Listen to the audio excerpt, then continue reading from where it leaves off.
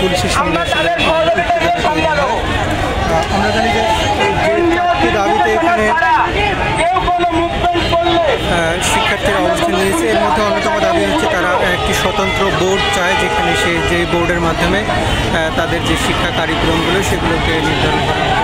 আরেকটি তাদের অন্যতম দাবি হচ্ছে যে গত 14 বছর ধরে যেভাবে নিয়োগ প্রক্রিয়া বাইরে রাখা হয়েছে তাদেরকে, তারা 4 বছরের কোর্স সম্পূর্ণ করার পরেও কিন্তু তারা নিয়োগ পাননি, সেই নিয়োগ কিন্তু তারা দাবি করছেন। এবং আরেকটা তাদের দাবি হচ্ছে যে স্বতন্ত্র বোর্ডের মাধ্যমে তাদেরকে শিক্ষা কারিকুলামগুলো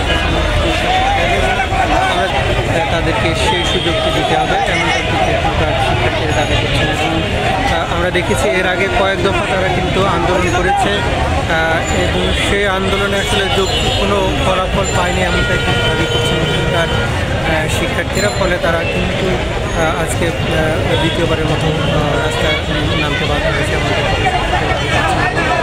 তারা শাহবাগের যে মূল চত্বরটি রয়েছে সেটির বাইরে, অর্থাৎ জাতীয় জাদুঘরের সামনে এবং অনেক বেশি পরিমাণ শিখেছে এবং পুলিশ প্রশাসন কিন্তু যথেষ্ট পরিমাণ তৎপরতার সাথে শাহবাগ মোড়ে অবস্থান করছেন এবং তারা কোনোভাবে আসলে শাহবাগ মোড়ে যেতে দিতে চাচ্ছেন না। এবং সেখানে তারা কিন্তু কাঁটাতারের বেড়া নির্মাণ করে দিয়েছেন এবং ব্যাপক পরিমাণ তারা অবস্থান করেছেন। তবে সাধারণ শিক্ষার্থী যারা আন্দোলন করছেন তারা কিন্তু যেটি বলছেন যে তারাও আসলে শাহবাগ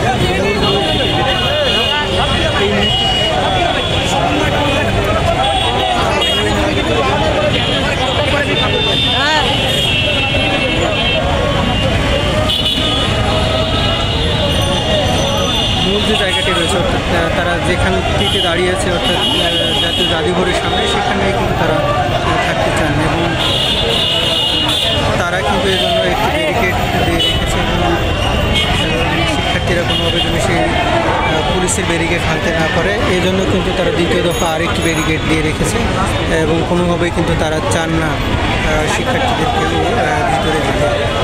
তবে এখন পর্যন্ত তারা কিন্তু স্লোগান দিয়ে যাচ্ছেন এবং শিক্ষার্থীরা যেটি দাবি করছেন যে তাদের যে 4 দফা দাবি, সেই দাবি না মানা পর্যন্ত তারা কিন্তু আন্দোলন চালিয়ে যাবেন, এমনটাই কিন্তু তারা দিয়ে রেখেছেন। আমরা দেখছিলাম যে শিক্ষার্থীরা কিন্তু তারা দাবি করছেন এবং তাদের যে অন্যতম দাবি ছিল সেটি হচ্ছে যে তাদের গেল 15 বছর ধরে আসলে তাদের সেভাবে নিয়োগ দেওয়া হয়নি, সেই নিয়োগগুলো তারা দাবি করছেন। এবং যেহেতু তারা 4 বছরের একটি কোর্স করে, ডিপ্লোমা কোর্স করে, তারা পরবর্তীতে আসলে সেগুলো কোনো সুরাহা পান না, ফলে অনেকটা বাধ্য হয়ে তারা রাস্তায় নামতে বাধ্য হয়েছে।